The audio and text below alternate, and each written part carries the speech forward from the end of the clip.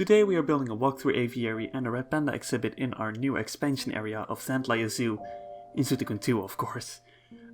Yes, in our little Dutch zoo we are building an expansion, which will really be set in the forest of the surrounding part of the zoo. The zoo so far has had a very neat layout with very clear paths and everything, but this new area will have dirt paths and everything to really feel like you're inside of the forest, which is a very cool vibe to have in a zoo.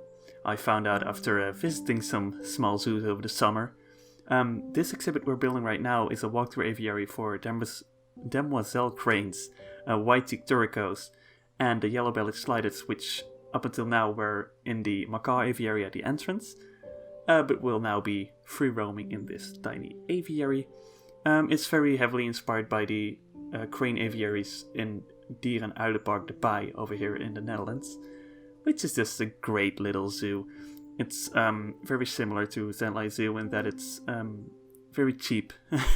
It looks very man-made and very homely, which is something I really enjoy seeing in zoos. Yeah, it's very inspired by that. Just lots of rocks, some dirt, some water, and we kind of faked a netting ID for the roof of the aviary. We didn't really pull it off, but we make these pyramid shapes on top of the roof to kinda make it seem like it fits more nicely over these two pillars, and gravity really makes it give these nice netting shapes, which we all adore from aviaries. But that's pretty much it for this aviary.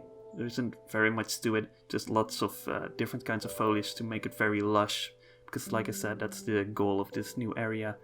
And a little shelter, and that's it. Lots of tiny rocks. We made these kind of stairs, which is cool. Some zookeeper access to make it feel a little bit more real. So moving on, we are getting into the Red Panda exhibit, which is an exhibit inspired by the Red Panda exhibit in Beekse Bergen, also here in the Netherlands, of course. Everything I do is based on Dutch zoos. But it is kind of circular exhibit, which then is lowered, so you see the pandas more up close, because they're barely ever on the ground. They're always up in the trees. So if you lower the ground, then the tree lines are a bit lower. That makes sense. This exhibit is very lush. It's just a fence put around some bushes and then some logs in there, and that's fine. That's all you need for a Red Panda exhibit. That's pretty much what it is in Beekse Bergen anyway, so I figured we could do it here as well. And there is a lot of foliage in here, but I think it works. It's kind of cool. You really see these logs stick out from the foliage, and it's kind of nice.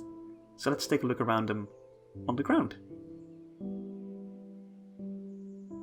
So there she is, Zandleij Zoo. If we go down to the ground, we see that over here is the walkthrough aviary. Yeah, like I've said 100 times this episode, I really tried to get a foresty feel, and I think we kind of did that. These pyramid shapes also give it a bit more breathing room, because if it was just one flat roof, it would look too good, and it would feel very claustrophobic to have the roof so low to your face. But like this is fine. I kind of like it. And if we go outside the aviary, which is extremely laggy by the way, we enter the Red Panda exhibit. And I really like the sidelines of the Red Panda exhibit. I think the trees are cool, and the branches are just the right height. You could imagine a panda sitting there, up in the trees, as they always are. And then we have a shelter over here, which they could sit in, and they could kinda move about on the ground as well, but you wouldn't really see them. These are kinda to fake a barrier so that the red pandas don't climb on top of the fence and over it. But that doesn't really work, but the idea was there. But yeah, that's everything for today again. So I hope you enjoy it, and we will see you once again in a new episode of Zandleij Zoo. A goodbye.